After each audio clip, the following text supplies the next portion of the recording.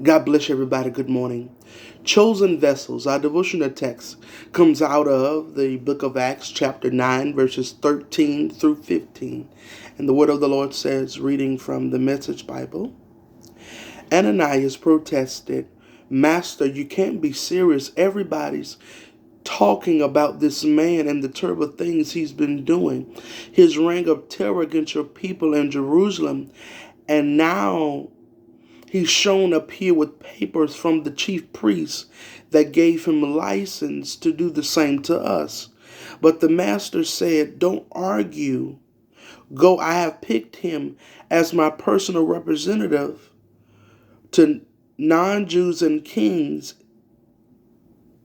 and Jews, and now I'm about to show him what he's in for, the hard suffering that goes with this job."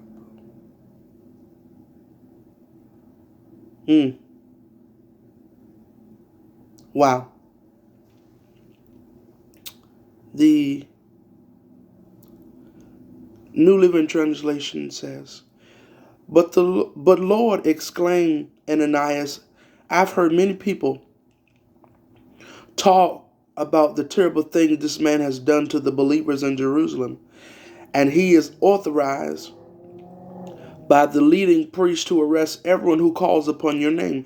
But the Lord said, "Go, for Saul is my chosen instrument to take my message to the Gentiles and to kings as well as to the people of Israel."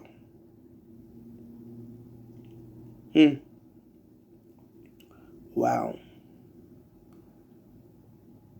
And then the New Revised Standard Version says, "But Ananias answered, Lord, I've heard from many about this man, how much evil he has done to your saints in Jerusalem.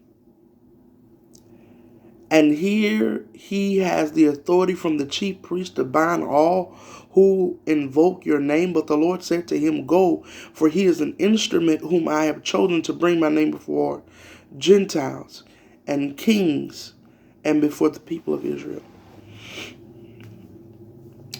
And we see here that Ananias is telling the Lord about the different things that the people are saying about Saul. Saul became Paul.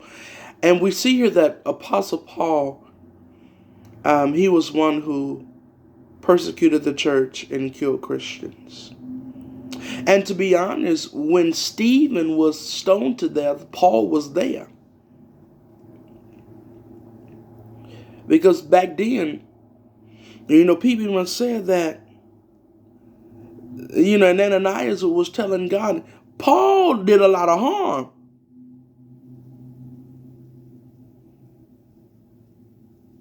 And God said,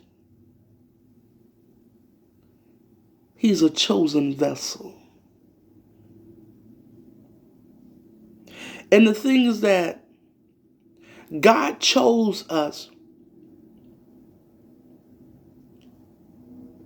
in the midst. And let me just say it to you like this. God chose us out of all the people that he could have chose. God chose us. The filthy. Come on, somebody. We know that we've all have done some things. We all have messed up. We all have done wrong. But God still chose us to do his work. With all the stuff we did in the past, how we were dirty and filthy and messed up before we met God, and God chose us in the midst of that. And when he chose us, even in the midst of our mess, he rescued us and cleaned us up. But God's chosen vessels aren't always gleaming and golden. The ones that God chooses may be tarnished or cracked or broken or even discarded. They may be a Saul driven by anger, motivated to hurt. Saul was eager to root out and persecute the early Christians. But God saw the possibilities in Saul and sent Ananias to teach and minister to him.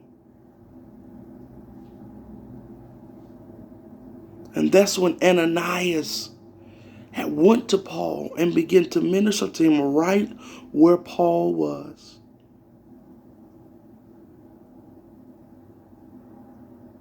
We cannot ignore the ones that God has chosen. People say, oh, God chose them?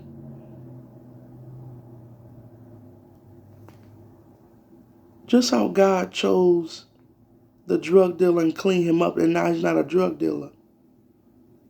He chose us when we was a drug dealer, and then he cleaned us up too. Come on, somebody.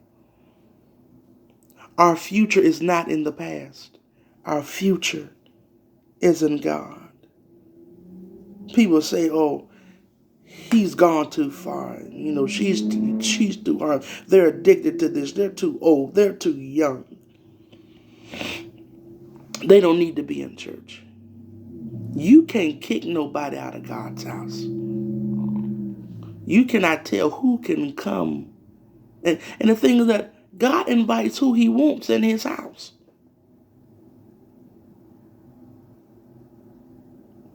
But the thing is, people of God, God saw something in Paul, which was why he chose Paul. Pray for other people. And the thing is that God will never send you where he hasn't already been. By the time you reach your soul, who knows what you'll find?